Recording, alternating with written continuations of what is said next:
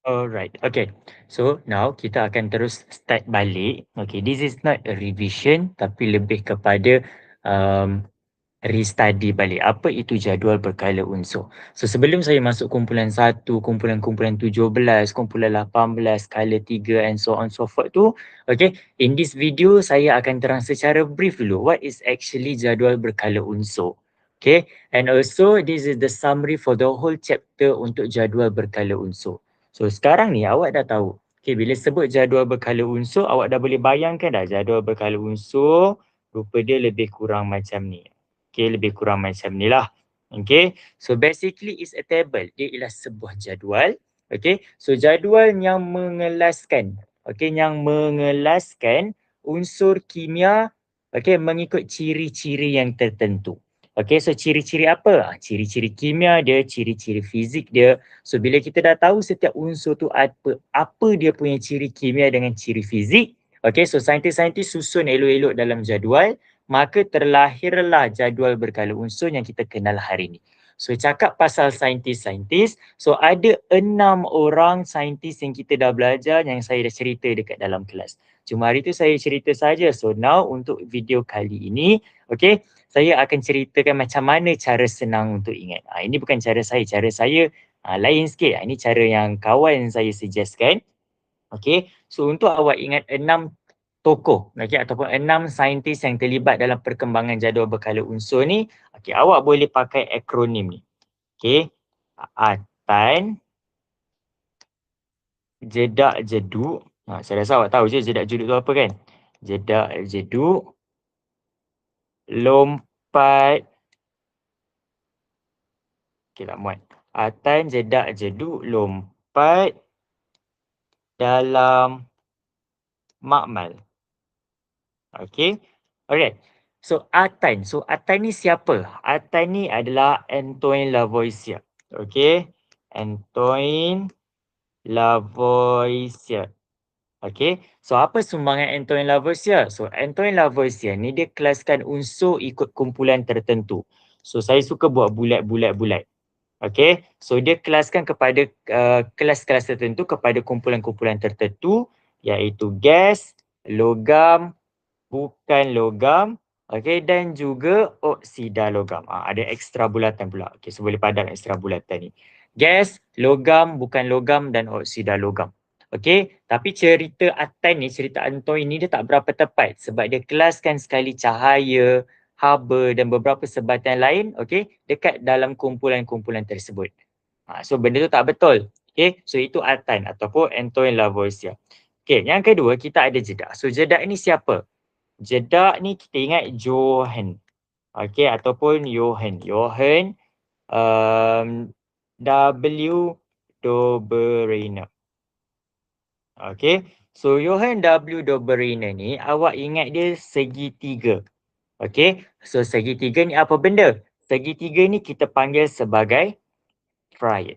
Okey, so triad ni apa benda? So triad ni adalah 3 jenis unsur, okey, yang dikelaskan dalam satu kumpulan yang sama. Okey, kumpulan triad yang ada sifat kimia yang sama. Okey, yang ada sifat kimia yang sama. Okey, so itu Johann W. Dobereiner. Tokoh yang ketiga, kita ada John Newlands. Okey, John Newlands. So sekarang ni mungkin awak fikir, ada 2J, macam mana awak nak tahu yang mana datang dulu? Okey, awak ingat, Johann datang dulu. Okey, sebab Johann nombor 1. Okey, kalau dalam sukan Johann, kemudian ada naib Johann kan. So Johann nombor 1. Okey, so Johann datang dulu baru John Newlands. Okey, then John Newlands ni dia jumpa apa? John Newlands, lens. Okey, bunyi dia macam law. Okey, so dia jumpa law of octave ataupun hukum oktav. So hukum oktav ni dia cakap apa? Dia cakap setiap unsur ke-8 akan ada sifat kimia. Unsur ke-8 akan ada sifat kimia dan sifat fizik yang berulang. Yang berulang macam unsur yang pertama. Unsur 1. Okey, bukan unsur kumpulan 8, kumpulan 1 bukan. Kita just randomly sebut dia sebagai unsur 1, unsur 8. Okey, macam yang saya pernah cerita hari tu macam lagu kan. Do, re, mi, fa, sol, la, ti, do. So, do ni adalah yang ke-8. Okey, dan yang pertama pun do juga. Okey, so 8 tu dia berulang sama macam yang pertama. Okey, so itu hukum oktav.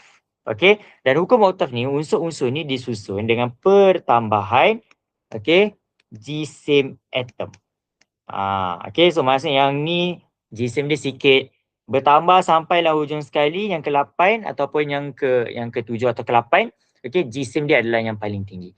Okey, dan dia tak banyak untuk hukum oktav ni sebab hanya 17 unsur sahaja yang dia dapat kategorikan. Okey, hanya 17 unsur sahaja dia dapat kategorikan. Okey, lepas daripada John Newlands, kita ada lompat. So lompat ni siapa? Lompat ni ialah Lothar-Meyer. Okey, oops, kenapa color dia? Tak cantik, tak nak ni, tak nak ni. Okey, ialah Lothar-Meyer.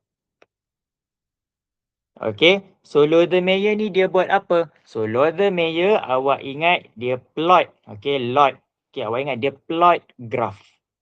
Okey, saya ada tunjuk graf tu lebih kurang bentuk dia macam ni. So graf apa?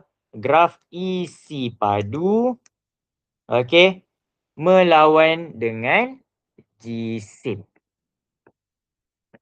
Okey. So dia plot graf ni isi padu lawan jisim dan dia sokong statement John Newlands ni tadilah. Okey, tu Lothar-Meyer. Lot, plot. Okey. Dalam D kita ada Dmitri Mendeleev. Okey. Dmitri Mendeleev. Okey. So Dmitri Mendeleev ni dia susun unsur ikut pertambahan jisim atom. Okey. Susun unsur, okey, ikut pertambahan jisim atom. Okey, dan unsurnya sifat kimia sahaja yang sama. Okey, sifat kimia sama. Okey, sifat kimia sama. Okey, dia akan kategorikan dalam lajur yang sama. Dalam lajur menegak yang sama. So dialah yang mula-mula perkenalkan kumpulan tu. Okey, sifat kimia sama, so maksudnya lajur menegak yang sama. Okey, dan dia pun tinggalkan tempat-tempat kosong.